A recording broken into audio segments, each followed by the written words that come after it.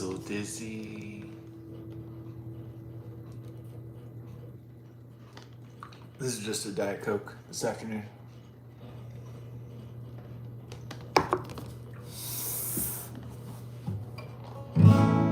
I turned 45 last month, so you know what? I didn't really nap before that time, but like now sometimes I take a nap during the afternoon. But there's another reason for that besides like age, like getting older. Here's the deal. It's been really hot, you know? So in the spring and the summers in Houston, Texas. So you get kind of like this heat drain that you feel when the temperature goes up. Like you almost have to feel like you have to hibernate, like in the winter. But it's like a reverse hibernation, which is usually hibernation would be you were trying to rest from the cold. In Houston, Texas, it's the reverse hibernation where you're trying to rest from the heat. So the sustained heat and humidity of the day, it starts to drain your energy, and that makes me sleepy. By the time it gets, like maybe like 3 to 5, I want to take a nap by that time.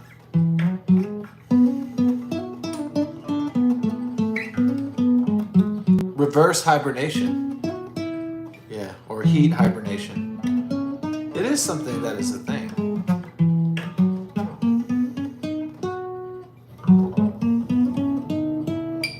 What?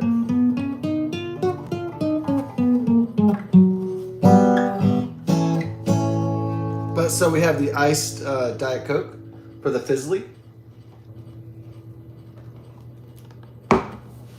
There's no alcoholic beverages right now. Okay. Alcoholic beverages.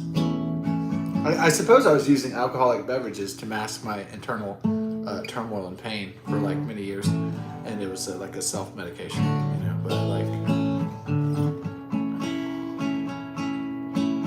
unfortunately, the same fun feeling that you feel like out of control it can get out of control. So that's the problem with it. That same feeling that you like enjoy, it could definitely get quickly into a big mistake, an accident, or a violence, or something like that. So, a social media faux pas. Besides, organ damage, unfortunately. Captain Morgan destroys my organs, like the Eminem lyric. Life in the Fast Lane. I know y'all watched it before.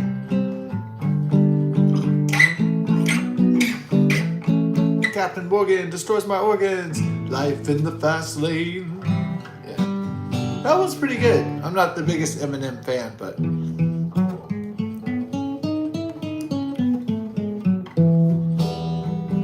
I mean, I like Captain Morgan destroyed my organs, but I don't know when he said, and then I stuck my penis in your anus. Maybe that part I was like, oh, yeah, I don't know about that. But anyways, maybe penis anus. That was, it was still a clever rhyme though, but still.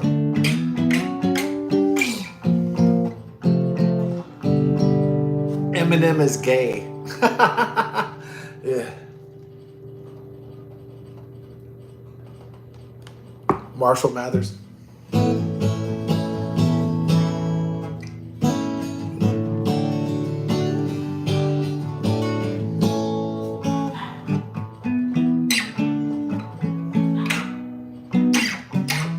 Who let the dogs bark?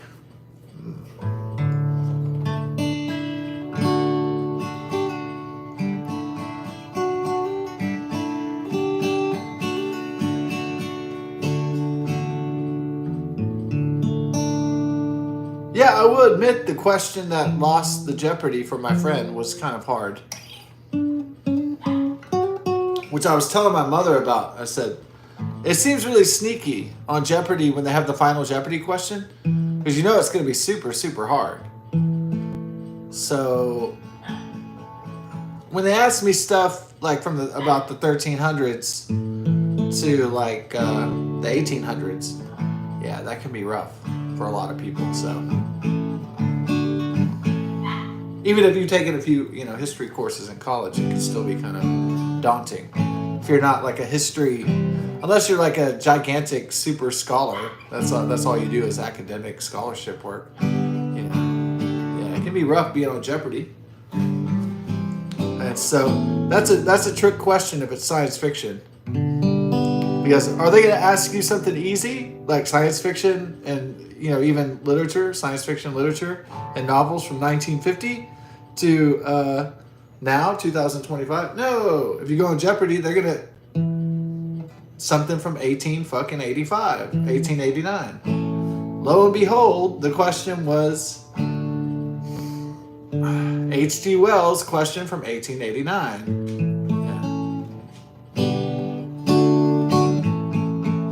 Lo and behold. I told my mother that before the question.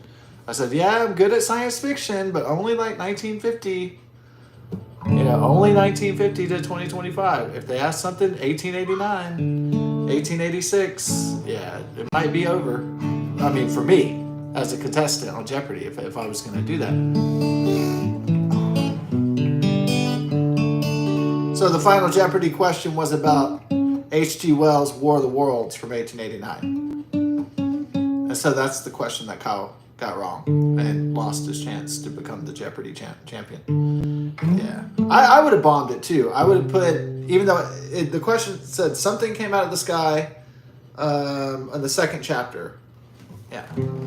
And they gave the title of the chapter. You're supposed to say what book it's from. The Jeopardy champion that had been reigning for like 3 days, he said War of the Worlds, which was the correct answer. And then Kyle said The Time Machine, which was H.G. Wells, which makes sense. I would have wrote something crazy down. I would have wrote down Jules Verne, Journey to the Center of the Earth, even though that has nothing to do with the sky. So that would have been failure as well.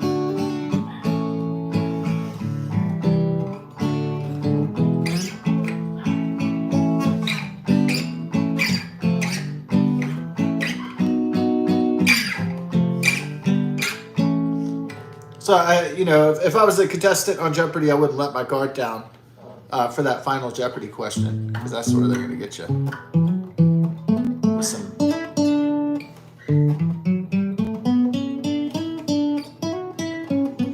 I don't really read a lot of that old science fiction. Jules Verne and H.G. Wells, I just don't. Yeah. Not my bag of tea anymore. Maybe it was interesting last century, but now it's not interesting at all, really. Not that much. Even for a science fiction fan or aficionado, not that interesting anymore.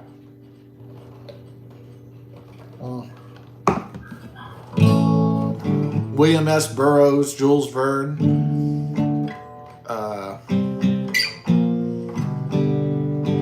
H.G. Wells.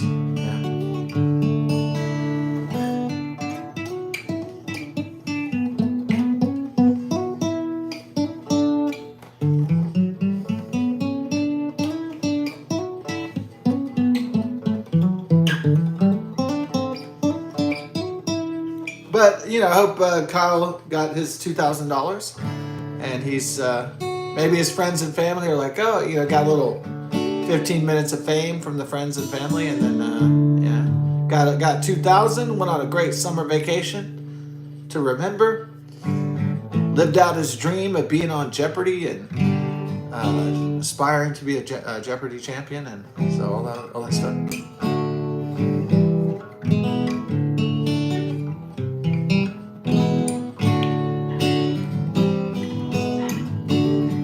Yeah, my mom said, she looked at Kyle and she said, he's sweating.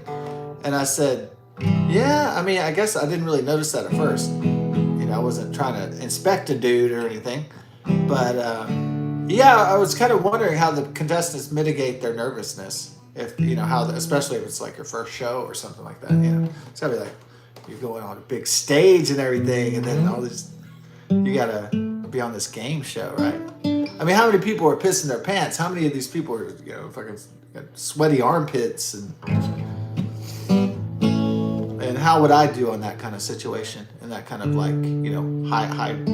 high-paced pressure? Would I just fall apart, through nervousness or anxiety or something, So yeah, that's an interesting question about that too. How did the people get on the show without taking a shot of vodka or something before? I wonder how many people like take a little microdose, you know, take a little shot of the burb.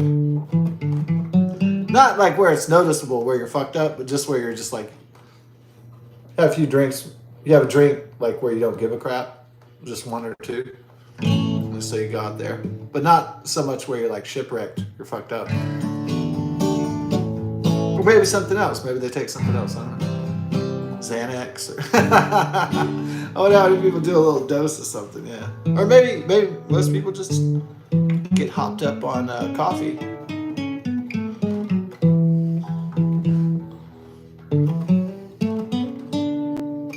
Yeah, it's really hard to concentrate on music when a dog is barking constantly. It's, you know, on the ears, it's just like hard to concentrate.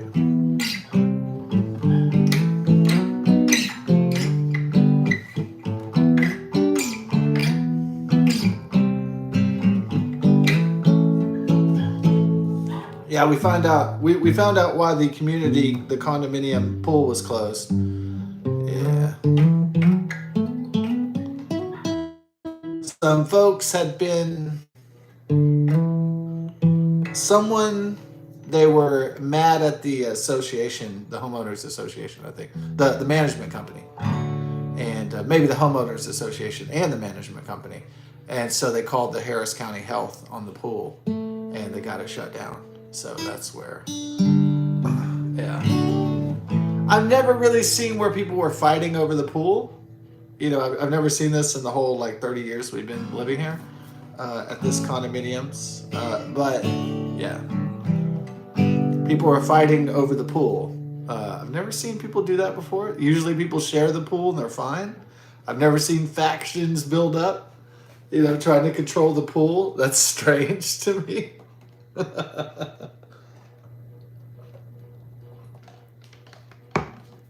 To me, that is bizarre. Yeah.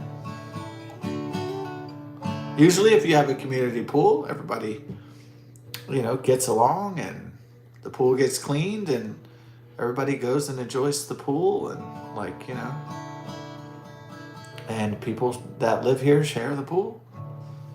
And people live happily ever after sharing the pool during the hot and humid Houston summers. But something about the people that moved here in the last 3 or 4 years, they wanted to like possess the pool and change the pool and upgrade the pool. And that's when the trouble started, really. People weren't just using the pool and just saying, oh, well, that's our community pool and, you know, and just leaving it like that. Oh, no. Oh, we had some old lady and a retired lady and her husband that moved in and her people, and they started to like try to take over the pool, and she tried to make it her way, and like she was never going to get her way, and it's just been causing all sorts of problems. All these people try to move in here and try to like control everything and try to run everything. It's just like, what the fuck?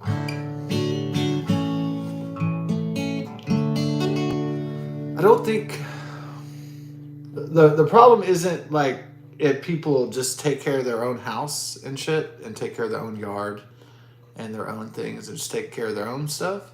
The problem is when they try to interfere with other people's shit. That's when it gets, you know, contentious and problematic.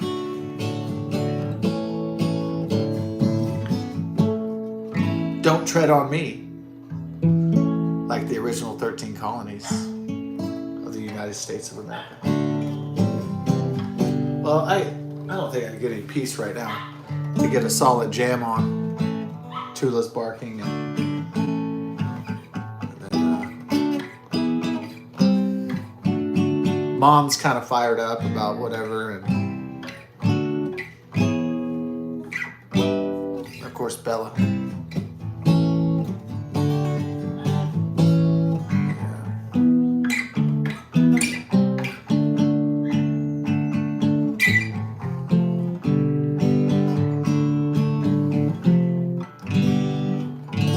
Yeah, was I thinking about going on Jeopardy? I was thinking about doing it, but I just never really had enough like travel dollars or transportation or anything like that. So that's why I haven't.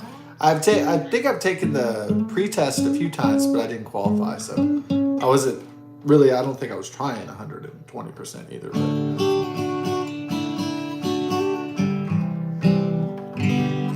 I know if I'd do it one day. Maybe, maybe not.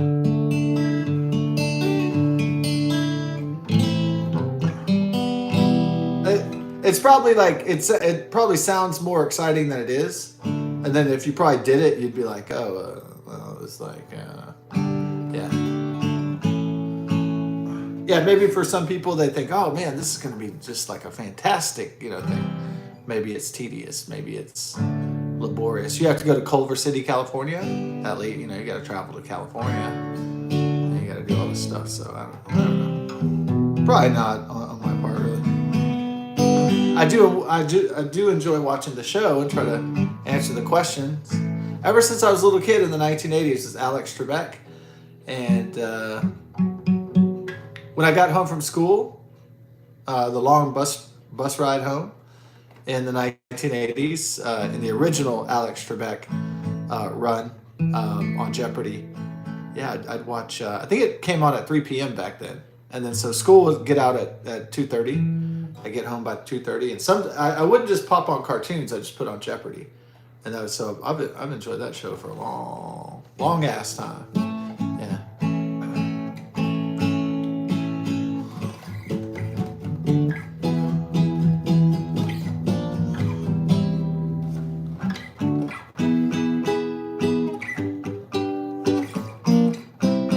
I suppose going on Jeopardy would be like I suppose it'd be kind of like a nostalgic type thing. It'd be like, oh, I'm on Jeopardy. That's very nostalgic. That's a nostalgic, iconic American quiz show, TV show, question show.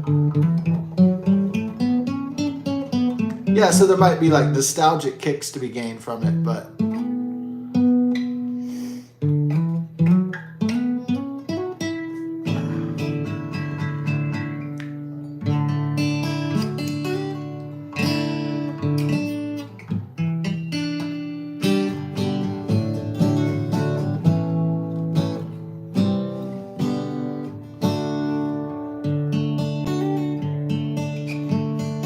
yeah, it's time to get the summer plans on though.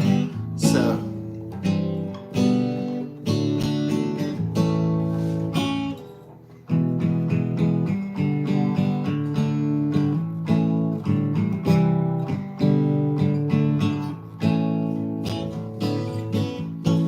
and the name of the game is make shitloads of money.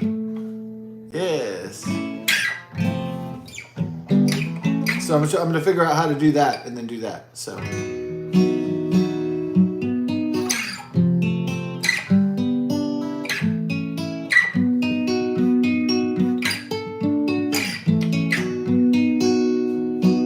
And if I make enough money, I want to get a Shaq-a-Roni pizza. Yeah, I've seen those Papa John's commercials, those Shaq-a-Ronis. I've been thinking, man, if I just get a big wad of money together, I'm going to order myself up a Shaq-a-Roni. Big ass pepperoni Papa John's pizza, the Shaq-a-Roni.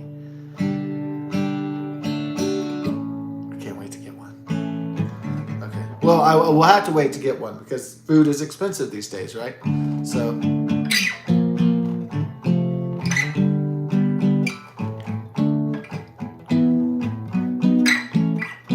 one day I will gain enough money to obtain the Shaq-a-Roni, and then I will get a delivery Shaq-a-Roni, a Shaq-a-Roni pizza from Papa John's, and I will add the ranch and the garlic butter sauce to it.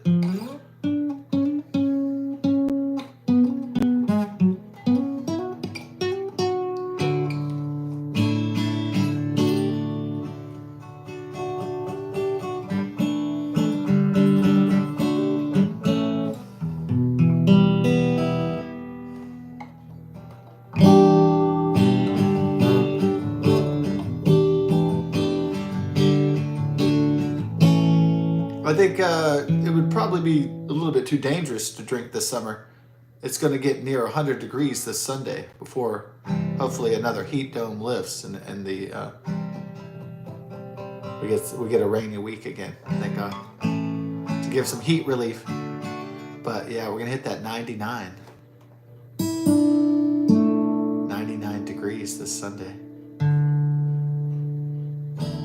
99 red balloons gone by. Nina. Yeah, when I was a kid, I didn't know that was a German song. I thought it was an American song because she did an English version. Yeah, I always like the one. Da, da, da, da, da, da, da. 99 red balloons gone by. Nina, it's called Luftballons. 99 Luftballons gone. Nina from Germany, a pop singer from Germany. Nina. That was a cute song from the 1980s. Cheesy and cute, like the 1980s pop music. Nice.